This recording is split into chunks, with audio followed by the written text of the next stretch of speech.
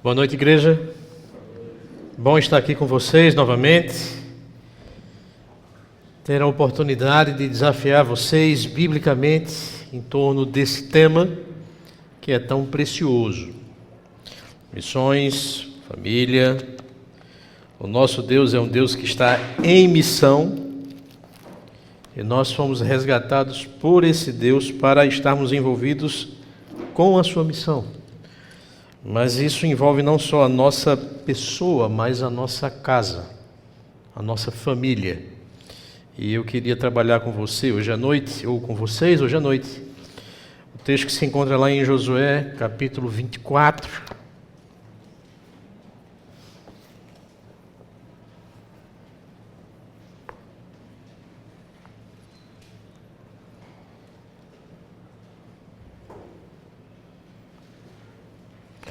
Do verso 1 ao 15, você vai acompanhando na sua Bíblia, que a gente vai ler juntos esse texto. Josué, livro de Josué, capítulo 24, verso do 1 ao 15.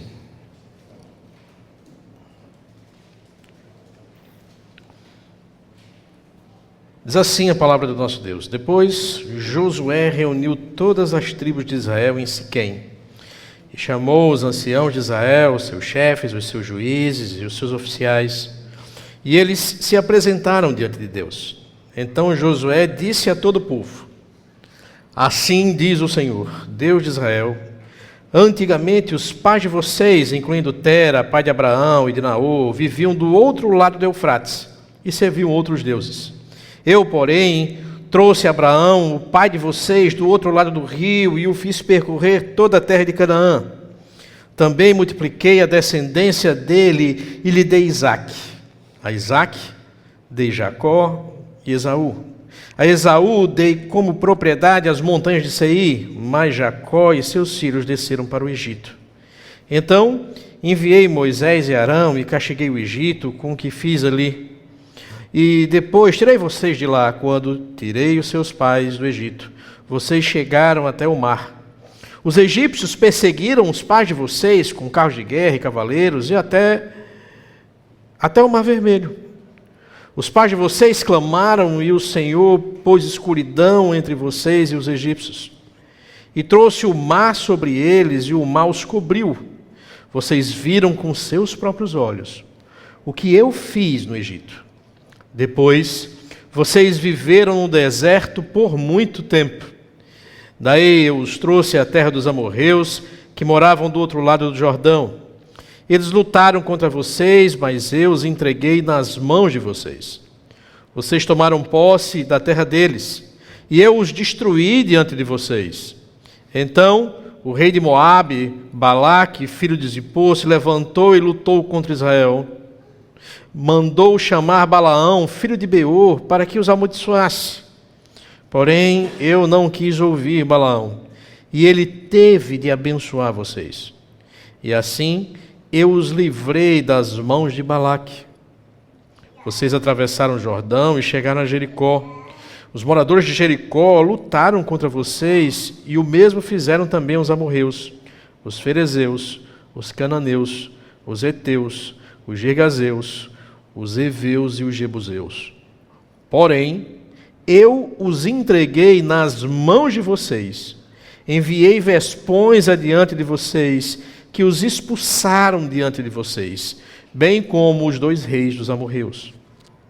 E não foram as espadas, nem os arcos de vocês que fizeram isso. Eu lhes dei uma terra em que vocês não trabalharam, cidades que vocês não haviam construído. Vocês estão vivendo nessas cidades e comem de vinhas e dos olivais que não plantaram. Agora, pois, temam o Senhor e o sirvam com integridade, com fidelidade. Joguem fora os deuses que os pais de vocês serviam do outro lado do Eufrates e no Egito e sirvam o Senhor.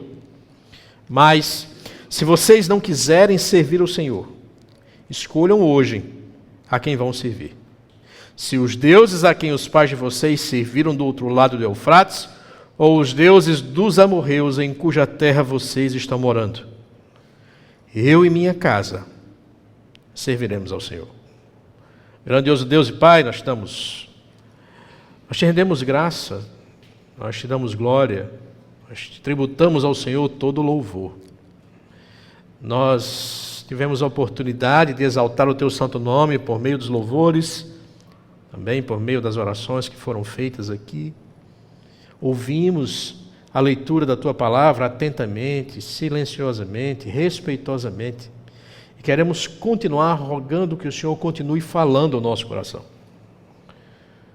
Que a Igreja Batista Fonte, aqui em Paulo Afonso, possa entender que ela faz parte de um projeto de um Deus redentivo, de um Deus gracioso, que nos salva, que nos resgata, que nos liberta com um propósito específico. Faz essa igreja compreender isso, faz cada família aqui compreender isso. É assim que eu oro, que nós oramos, no nome santo e poderoso de Jesus. Amém. Pode passar, primeiro slide. Famílias em missão, uma resposta à graça de Deus. Esse é o tema que eu vou trabalhar com vocês aqui hoje à noite. A gente leu todos os 15 capítulos, mas o eixo central do nosso texto, ou da nossa reflexão hoje, será no verso 15. E eu queria convidar você a olhar para as Escrituras, passear por ela e entender aquilo que Deus está nos falando. Quando nós olhamos aqui para o verso 1 do capítulo 24, nós vemos um Josué no fim da sua vida, no fim do seu ministério. Esse é o seu último discurso e é um momento em que ele reúne a nação de Israel. É um momento solene. Solene pelo que está sendo dito, solene por onde o que está sendo dito, solene porque o que está sendo dito teria impacto no restante da vida de Josué e no restante da vida daquela geração e uma outra geração ainda que se levanta depois de Josué, antes que o povo de Israel caia no declínio, que nós vamos encontrar virando a nossa página do livro de Josué para o livro de Juízes. Então, esse texto nos leva a essa assembleia solene. E o verso 1 diz assim: depois Josué reuniu todas as tribos de Israel em Siquém. Siquém era um lugar importante já aqui na história de Israel. Foi em Siquém que Deus apareceu a Abraão pela primeira vez, em Gênesis capítulo 12, versos 5, 6 e 7. Foi em Siquém que Jacó, voltando para encontrar-se com Esaú, para um acerto de contas, ordenou que sua família lançasse fora os ídolos que vinham trazendo da terra do seu sogro. Foi também em Siquém que Josué, anos atrás, 20 anos atrás, 30 anos atrás, ratificou com o povo a aliança que Deus havia feito com Moisés e estava fazendo com que ele fosse o sucessor daquele processo. Então, Siquém era um local de ajuntamento solene. E esse tom solene tem a ver com o que Deus vai dizer. E Deus convoca o seu povo, os seus chefes, os seus juízes, os seus oficiais, para estarem diante do seu Deus. E esse tom solene se intensifica porque no verso 2, ele diz exatamente isso. Assim diz o Senhor.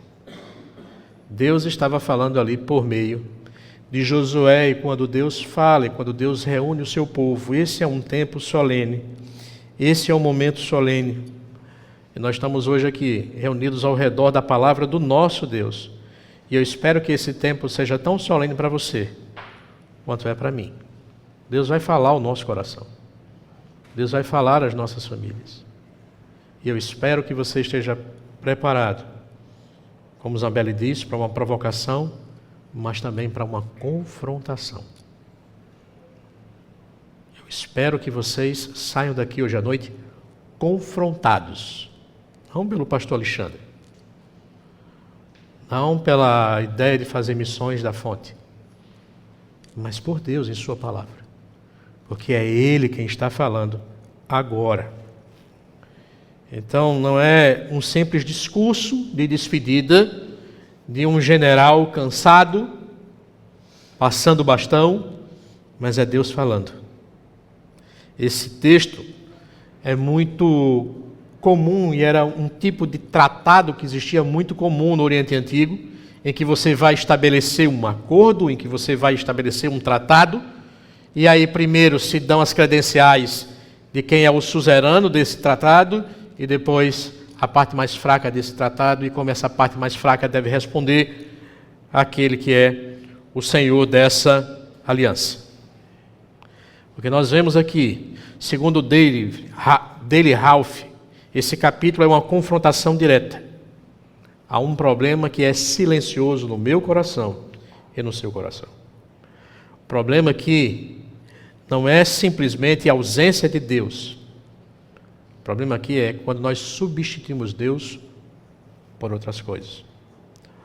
O problema aqui não é simplesmente perseguição. E a gente acha que esse é um grande problema para a nossa vida, quando a igreja é perseguida, quando o povo de Deus é perseguido, e é verdade. Mas existe um outro problema, num outro extremo, que é tão perigoso e é tão danoso, que é a acomodação. É estarmos salvos, sentados e satisfeitos. E Deus vai mostrar àquele povo tudo aquilo que Deus fez na vida deles.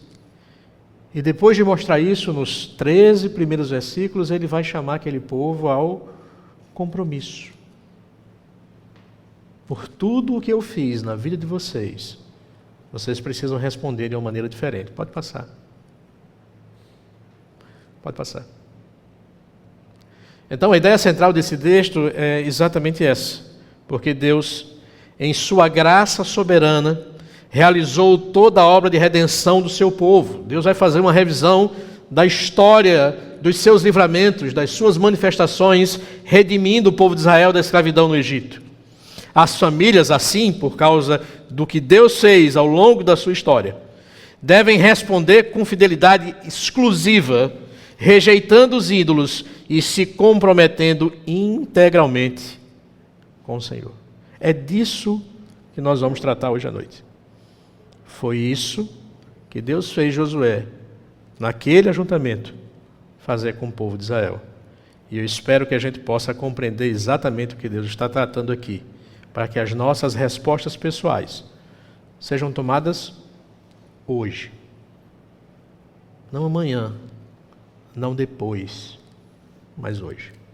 E que as nossas respostas pessoais sejam tão verdadeiras, sejam tão autênticas, sejam tão investidas de autoridade, que as nossas famílias vão acompanhar o nosso exemplo e o nosso direcionamento. Então, eu trabalho essa mensagem em 3 pontos, e o primeiro é que a graça soberana de Deus na história é a base pela qual Deus está fazendo, ou Deus está ratificando a sua aliança. Deus está aqui através de uma nova geração. Josué está no fim da sua vida. Uma nova geração está ali se levantando. E essa nova geração precisa ser lembrada de quem Deus é. Assim como eu e você precisamos lembrar de quem Deus é todos os dias. Porque com o tempo, com a proximidade com Deus e com as benesses de Deus, nosso coração pode nos levar para um caminho de acomodação, esfriamento e muitas vezes até de hipocrisia. Então, Deus começa mostrando que nessa aliança, o fator preponderante é o que Deus fez ao longo da história. Observe, irmãos, ao longo desses 13 primeiros versículos, quantas vezes Deus aparece como o sujeito dos verbos. Eu fiz, eu dei, eu livrei, eu trouxe, eu conquistei, eu venci. Deus reúne o seu povo com um objetivo claro. Deixa eu lembrar vocês que eu fiz tudo isso. Deixa eu lembrar vocês que vocês estão onde estão, da maneira que estão, usufruindo do que estão usufruindo. Não foi por causa da capacidade de vocês. Não foi por causa da intelectualidade de vocês. Não foi um golpe de sorte. Fui eu que fiz. Então, em primeiro lugar, Deus está querendo mostrar que escolheu um povo sem mérito algum. Foi com base tão somente na graça de Deus. Ele vai relembrar a história desse povo e ele começa a relembrar e dizer que quando Deus chamou Abraão, Abraão era um idólatra. Vivia no meio de um povo idólatra, praticando costumes e práticas religiosas pagãs que ofendiam a santidade de Deus. E Deus puxa Abraão, não porque Abraão tivesse obras e méritos e um caráter impecável, mas porque Deus quis construir uma nova história na vida de Abraão a partir da sua bondade, da sua graça. E quando nós falamos sobre missão, ou quando nós falamos sobre missões, é impossível dar qualquer passo se o movimento, se a motivação não for essa. O que Deus fez na minha vida. O que Deus está fazendo na minha história. E Deus diz, fui eu que tomei ele, fui eu que tirei ele de lá. E aí eu dei o seu filho, o seu neto, e reafirmei a aliança, e construí essa nação. Uma segunda coisa que eu quero destacar aqui, é que Deus libertou poderosamente aquele povo. Deus constitui Abraão, Isaque, Jacó, as 12 tribos, eles vão de Canaã até o Egito, passam 400 anos lá, e a Bíblia diz que Deus ouviu o clamor do seu povo, e Deus envia um libertador que é o seu mensageiro, e nós vemos ao longo do livro de Êxodo, Deus operando maravilhas ali para libertar o seu povo. Não foi a sabedoria de Moisés, não foi a eloquência de Arão, não foi a capacidade financeira de um povo que era escravo, foi Deus que tirou um povo escravo da mão da tirania do maior império que aquela antiguidade pôde vislumbrar, que foi a civilização egípcia. Então, quem enviou Moisés foi Deus. Quem enviou as pragas foi Deus. Quem abre o mar vermelho para que o povo possa passar é Deus. Quem lutou por eles foi Deus. Outra coisa que Deus está lembrando a geração de Josué ali é que Deus não só chamou por graça, Deus não só libertou, mas Deus conduziu e sustentou. Durante 40 anos peregrinando no deserto, foi Deus quem conduziu aquele povo. Deus protegeu, Deus guiou. Deus deu as vitórias. Foi Deus do começo ao fim. Outra coisa que vale a pena destacar aqui é que foi Deus quem deu uma herança imerecida. Quando chega aqui, por exemplo, no verso 13, ele diz, olha, eu dei a vocês uma terra em que vocês não trabalharam. Vocês não construíram nada aqui. Já estava pronto. Vocês estão vivendo em cidades, ou vocês estão vivendo nessas cidades e comem de vinhas e de olivais que vocês não plantaram. O que vocês receberam, além do que eu já dei, foi infinitamente melhor do que o que vocês podiam pensar e sonhar. E o que vocês receberam foi porque eu dei.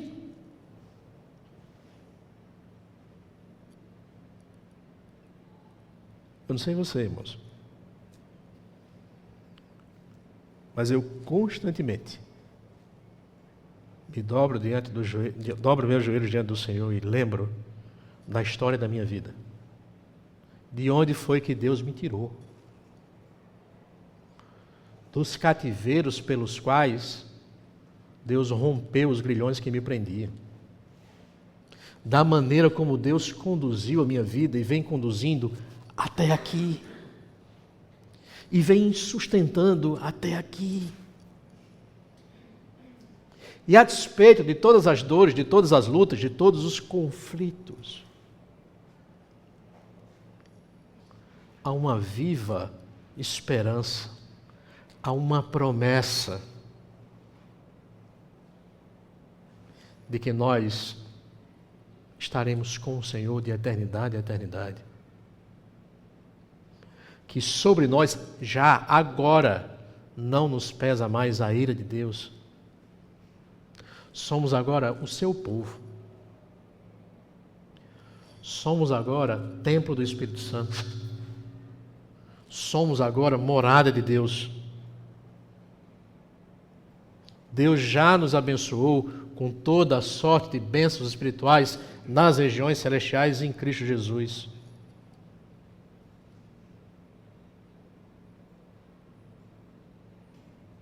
Ao lembrar disso, como é que seu coração reage? Ou melhor, ao refletir sobre isso agora,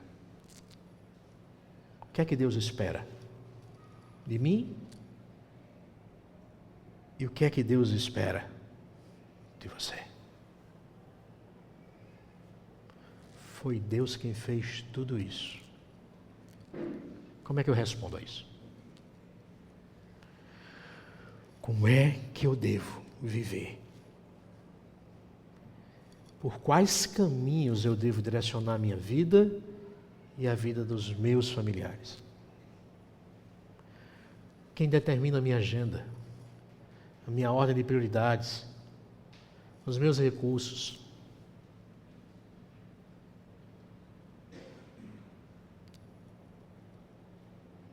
E eu queria levar você para o segundo ponto.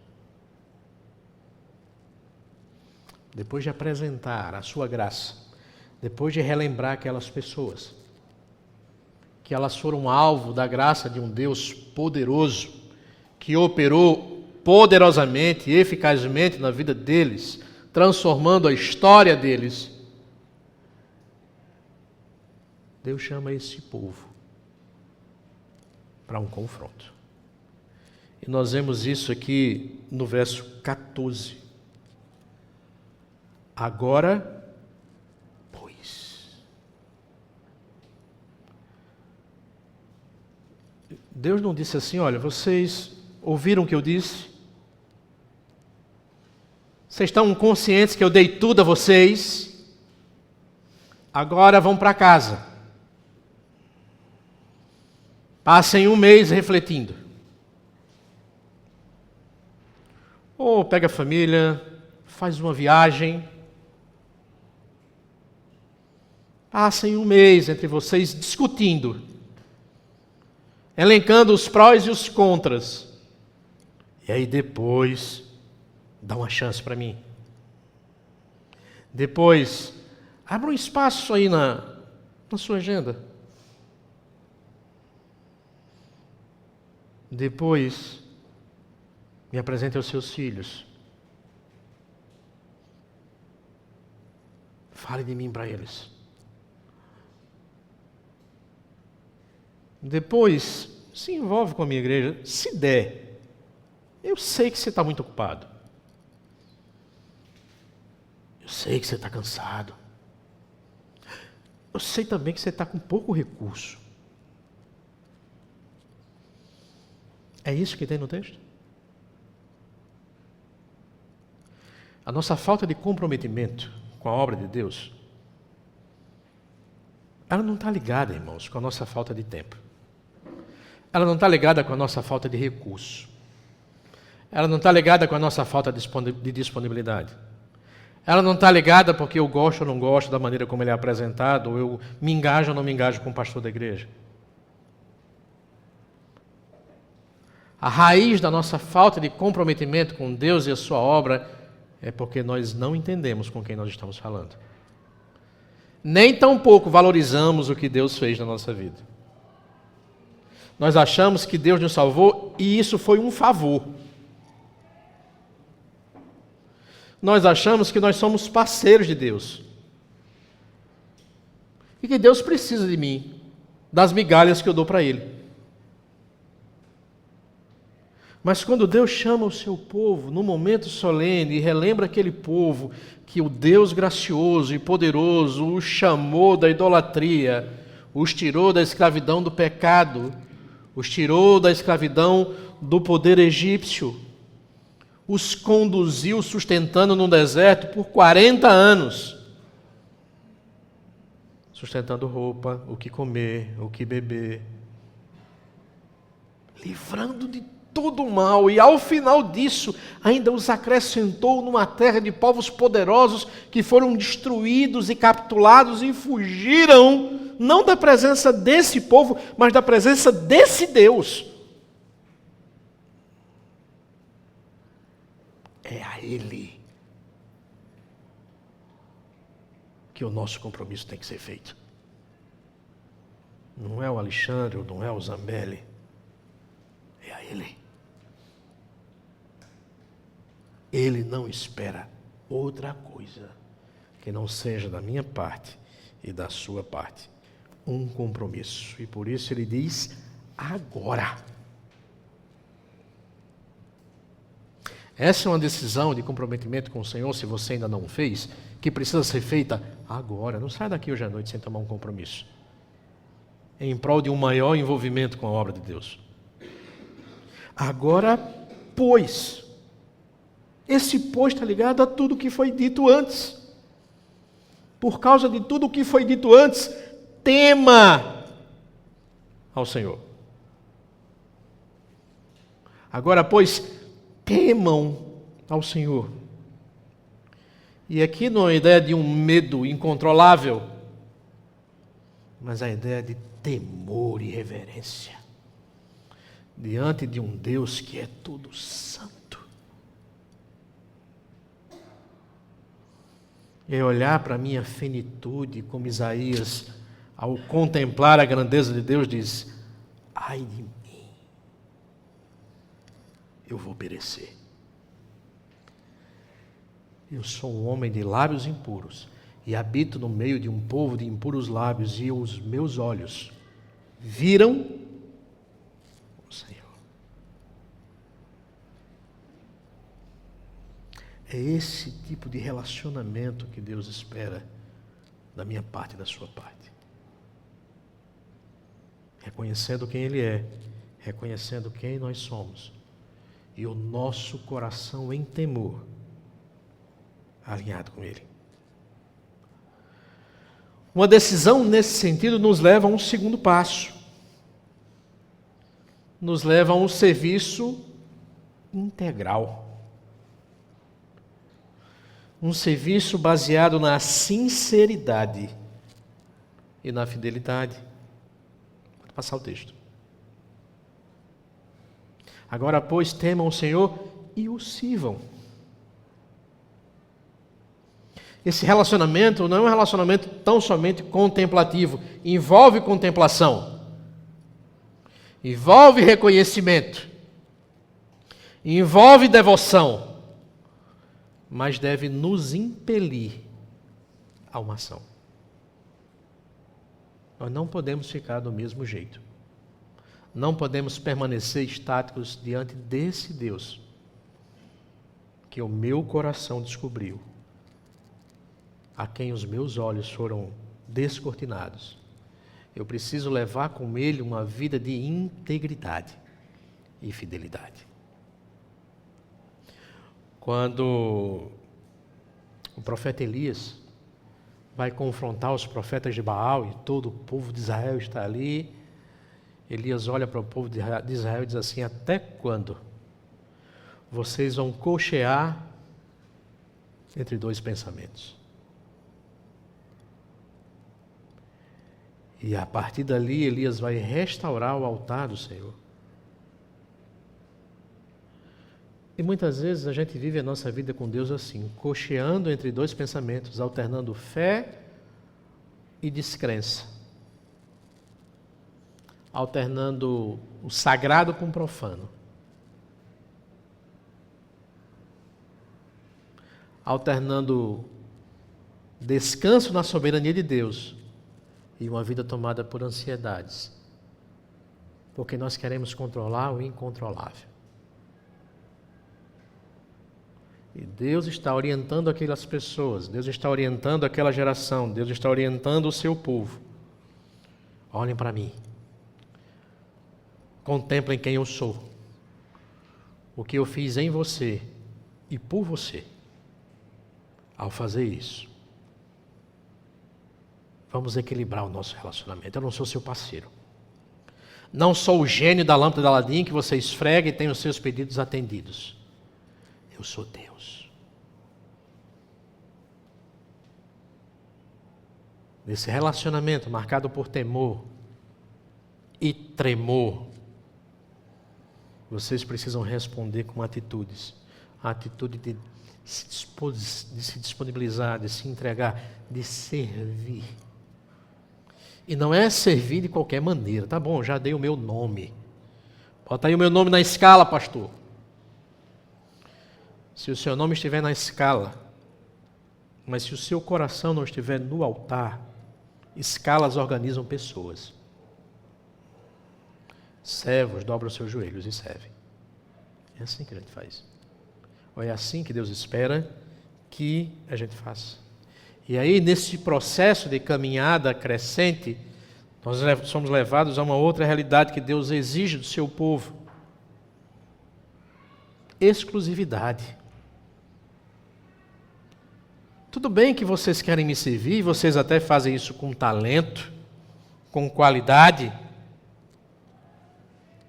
mas eu espero de vocês exclusividade. Aí Deus diz, abandonem os ídolos de vocês. Pode soltar o texto. Joguem fora os deuses que os pais de vocês... Veja, é interessante fazer um exercício de reflexão aqui.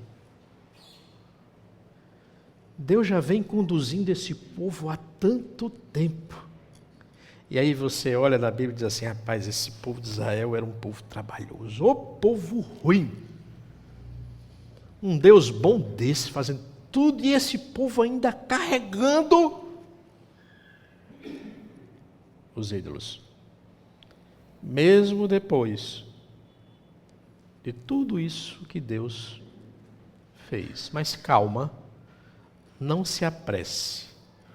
Como diria no meu natalês, não se avexe.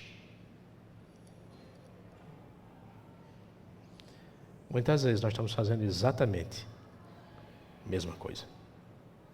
Ah, não, você não vai entrar na minha casa e não vai ver nenhuma imagem, nenhum ídolo. Eu espero que não, se você compreender o relacionamento que você deve ter com Deus.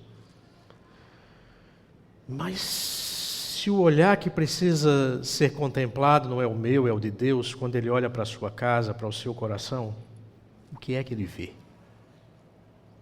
Porque é bem verdade, você já rompeu com esse costume de ídolos externos, mas talvez você carregue no seu coração ídolos internos, que estão corroendo o seu coração, afrouxando o seu padrão de santidade,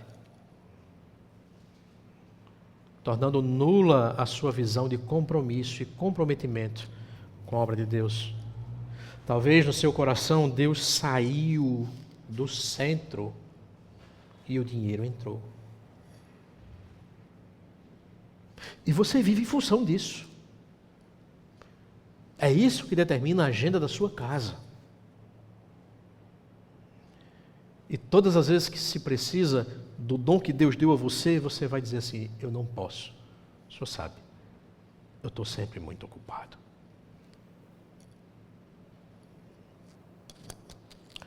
Talvez o Deus conforto, a busca pelo conforto, pelo status, pela comodidade, domine o seu coração. Estabilidade, segurança, status, talvez o seu marido, talvez a sua esposa, está roubando o lugar de Deus no seu coração. Talvez até os seus filhos.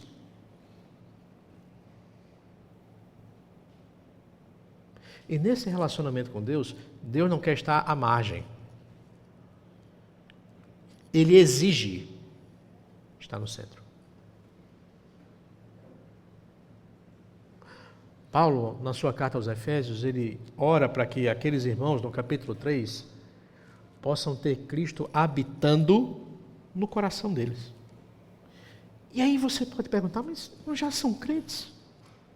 Em tese, Cristo já não habita no coração deles. Mas a ideia que Paulo está tratando ali é a seguinte. Não sei se você já passou por isso, mas você chama alguém para a sua casa, ou você é convidado para visitar a casa de alguém. Você foi chamado para estar ali. E aí, você naquela semana ou naquele dia, no corre-corre, foi uma sexta-noite, você passou a semana inteira trabalhando, ou seja, sua casa ainda não está arrumada. E você fez aquela limpeza assim, meia boca na sala, porque é o máximo que você está disposto a permitir que aquela visita olhe na sua casa. E aí você abre a casa com um lindo sorriso e diz, fique à vontade, não repare na... Esse não repare na bagunça é, não passe daqui. Quando Paulo ora para que os crentes de Efésios tenham Jesus Cristo habitando no coração, não é que Jesus é um convidado na nossa casa. Senhor, a casa é sua. Eu tento esconder, Senhor Deus, a sujeira para debaixo do tapete. Quantas vezes, Senhor Deus, eu convido o Senhor para entrar, mas espero que o Senhor não passe da sala. Porque tem lugares no meu coração que eu não permito que ninguém toque, nem mesmo o Senhor. Tem janelas na minha alma que eu não abro.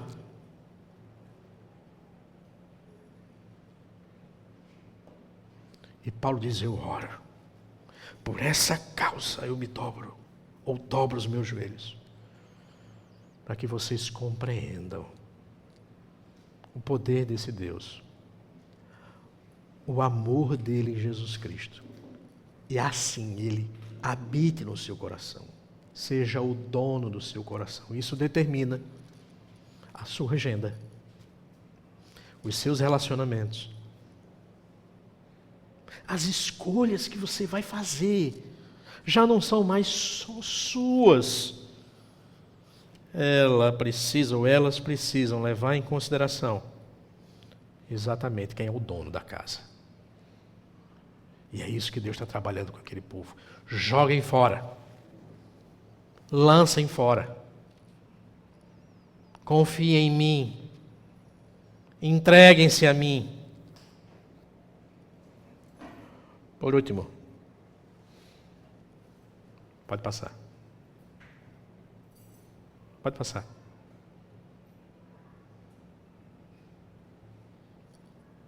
Pode passar.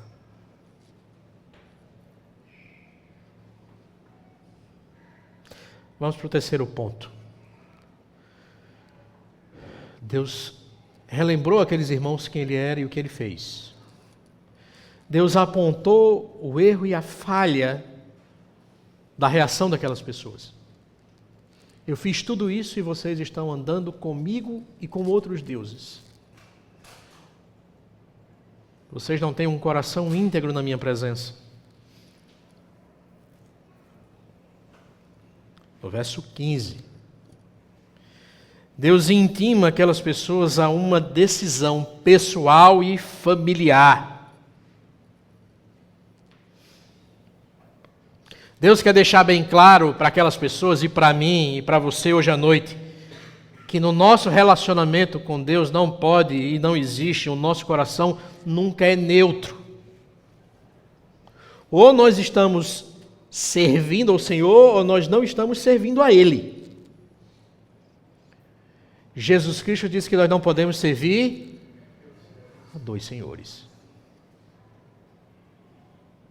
Então, Deus olha para eles e diz, olha, vocês precisam tomar uma decisão. E é hoje. Escolham hoje. Quem é que vocês vão servir?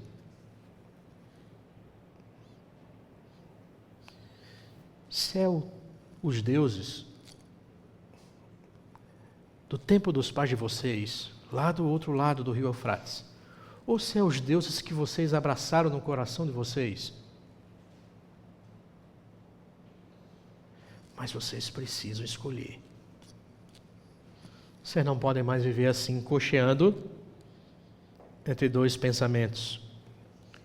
Ou você serve a Deus, ou você serve a outra pessoa. Talvez a você mesmo. Talvez uma agenda que você está seguindo cegamente, mas que é ditada pelo Deus desse século. Mas entenda, você não pode dizer que, bom, eu sou meio a meio. Eu posso atender às duas expectativas. Com Deus não existe neutralidade, pode passar. Essa decisão precisa ser urgente. Ele usou a palavra hoje, no verso, a palavra agora, no verso 14. E ele usa a palavra hoje, no verso 15. Então, o que me assusta é que a gente, semana após semana, a gente vem, passa naquela porta, bate o nosso cartão de crente, senta, canta, ora, ouve a mensagem, é legal o tempo lá fora. Mas qual é o nível de relacionamento e comprometimento que nós realmente temos com o Senhor? E muitas vezes nós somos colecionadores de mensagens. Nossa, que mensagem. Nossa. O Senhor fez eu ver uma coisa que eu não tinha visto até hoje.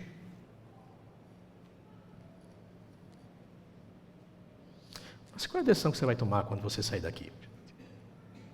Diante de tudo que você ouviu. E segunda-feira você volta para a sua mesma agenda, em que Deus está fora.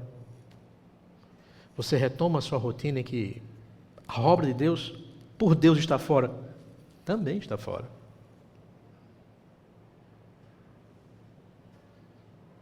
E você corre desesperadamente atrás do vento. Quando o Senhor Jesus Cristo nos chama a entender que nós devemos buscar em primeiro lugar o reino de Deus e a sua justiça e as demais coisas. E as demais coisas no contexto é o que comer, o que beber, o que vestir, o cuidado com a preservação da própria vida. Irmãos, estudar, ter foco, trabalhar, irmãos, isso não é pecado. É necessário para a manutenção da nossa vida, para a manutenção da nossa família e também para investirmos e usarmos aquilo que nós aprendemos na nossa vida na obra de Deus. Eu não estou condenando isso. Não estou dizendo que ao final dessa mensagem vocês vão sair daqui e vão pedir baixa na carteira de trabalho de vocês, ou que vocês vão pedir para sair do emprego concursado que vocês têm. Até porque nesses lugares a missão de Deus também está acontecendo. Ela não acontece só aqui nos ministérios internos da igreja, ela acontece fora. Mas o que não pode de maneira nenhuma acontecer é você cruzar os braços e esperar que outra pessoa faça por você o que Deus chamou você para fazer, o que Deus capacitou você para fazer.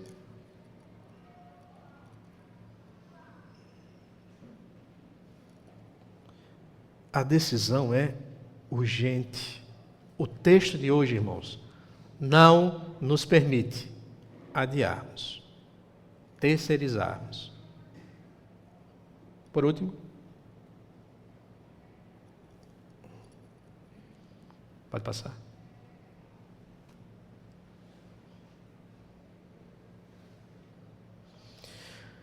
É uma decisão que precisa ser exemplar. Em que sentido? A minha decisão hoje, e eu vejo aqui na igreja, e é uma característica dessa igreja, eu vejo muitas famílias aqui juntas. E eu, como líder da minha família, o pai e a mãe precisam ter consciência de quem Deus é, que existe uma missão e que você tem um papel a desenvolver nela, não só vocês dois, mas seus filhos. as pessoas que têm acesso à sua casa, a sua família é uma grande agência missionária. No contexto de famílias tão disfuncionais que nós temos hoje, a sua família funcional, centrada em Deus, marcada pela graça de Deus, é uma das agências missionárias mais eficazes para alcançarmos Paulo Afonso e Cercanias. Mas como a sua família vai fazer isso? Se vocês que estão liderando as suas famílias não têm essa dimensão de quem Deus é, do que Deus fez, do que Deus tem te dado, que Deus vai te conduzir ao longo da tua vida.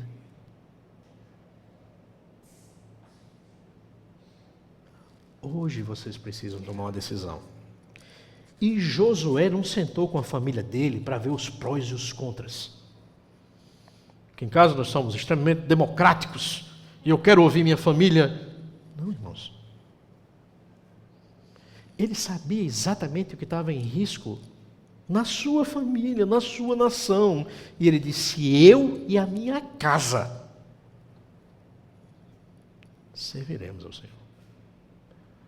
Muitas esposas e muitos filhos sofrem hoje porque homens e líderes foram infiéis nesse compromisso.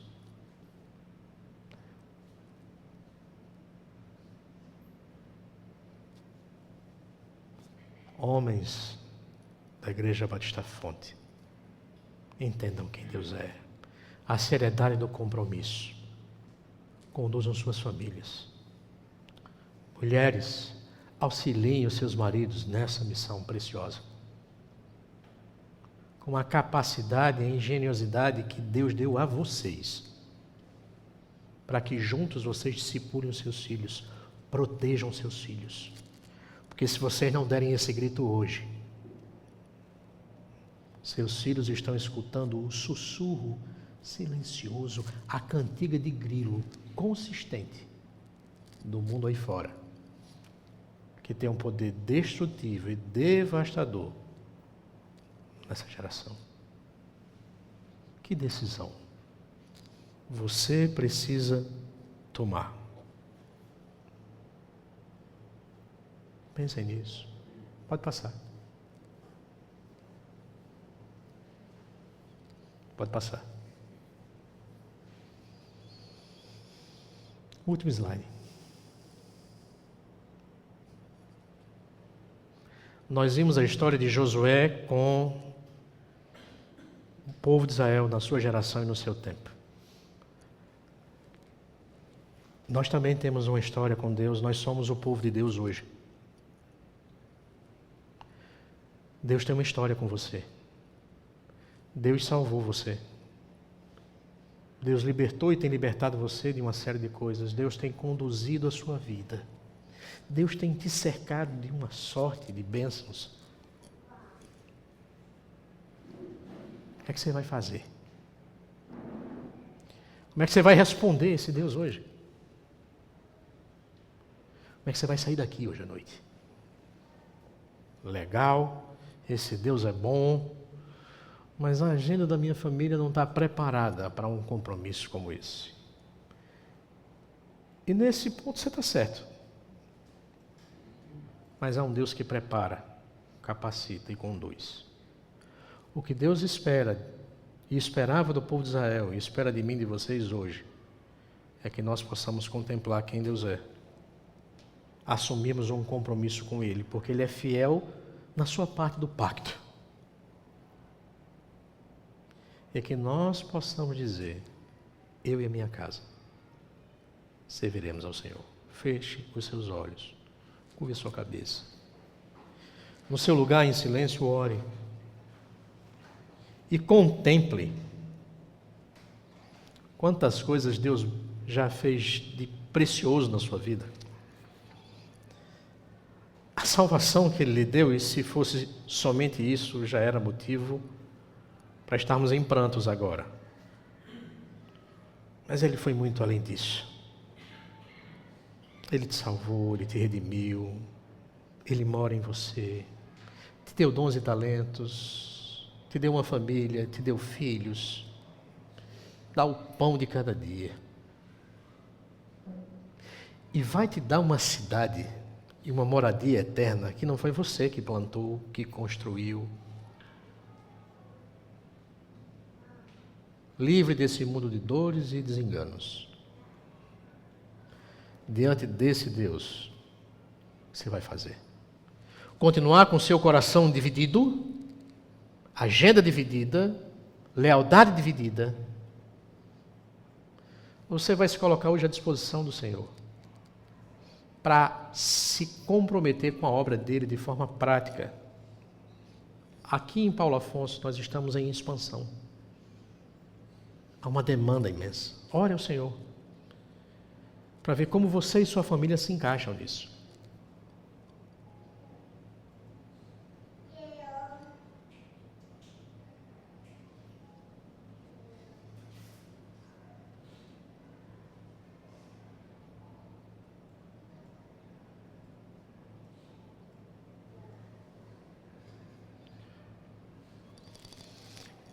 Se você orou assim, ou se você está orando assim, eu queria fazer um desafio a você.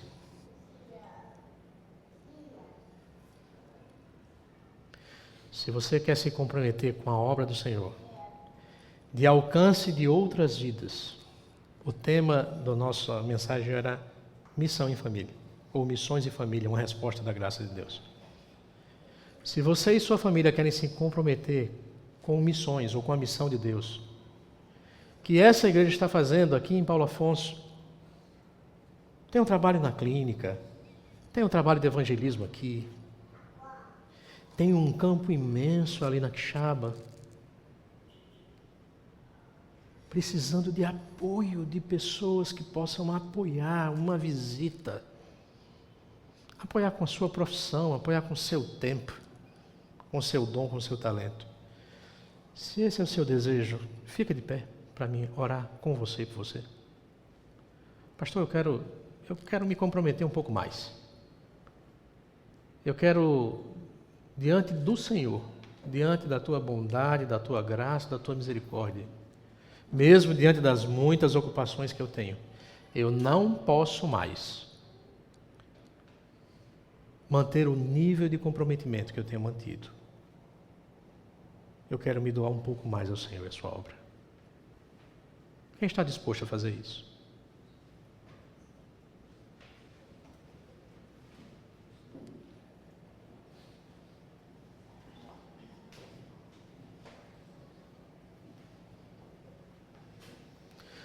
Ao fazer isso, não faça porque eu estou pedindo. Essa é uma decisão pensada. De um compromisso não comigo, nem com o pastor da igreja, mas com Deus, que te libertou de todas as escravidões que o seu coração estava afundado no lamaçal do pecado. E conduz até aqui, em triunfo e em vitória. A esse Deus, assuma o compromisso com Ele. Senhor Deus, Pai, muito obrigado. Muito obrigado pelo tempo aqui. Muito obrigado, Senhor Deus, pela oportunidade de desafiar os nossos irmãos. Muito obrigado, Senhor Deus, pelos homens e mulheres, pelas famílias que se levantaram aqui. Fortalece esses irmãos para que, no compromisso que eles devem procurar o pastor para se submeter a fazer, que o Senhor os direcione, os capacite, os encha de graça, para vencer os obstáculos do dia a dia, os obstáculos que serão lançados contra eles e os obstáculos que se levantarão dentro deles mesmos. Mas como é precioso ver homens e mulheres, famílias se levantando e dizendo: eis-me aqui, Senhor, envia-me a mim. Eu posso contribuir com o meu tempo, com os meus talentos, eu posso ser uma bênção na tua obra, Senhor Deus. Me direciona diante das necessidades dessa igreja. Como é bom ver pessoas assim, Senhor Deus. Como é bom ver a tua igreja se envolvendo e se interessando e sendo desafiada. Aqueles que não levantaram o seu corpo, mas curvaram o seu coração e tomaram essa decisão no coração também. Cede com cada um deles, Senhor Deus, e os guia, Senhor Deus, e faz com que eles possam também verbalizar isso e trabalharem junto no processo de alcance dessa cidade e das cercanias. Senhor Deus, mas aqueles que ainda estão pesarosos, aqueles que ainda estão temerosos, Senhor Deus, ou aqueles que estão divididos, sede com eles também, Senhor Deus. Abre seus olhos. Dá coragem a essas pessoas e entendimento que todos nós nessa igreja fomos salvos e enxertados numa missão, a missão de Deus. É assim, Pai, que eu oro, alegre, louvando a Deus pelos efeitos da sua palavra no seu povo, no nome santo e poderoso de Jesus. Amém.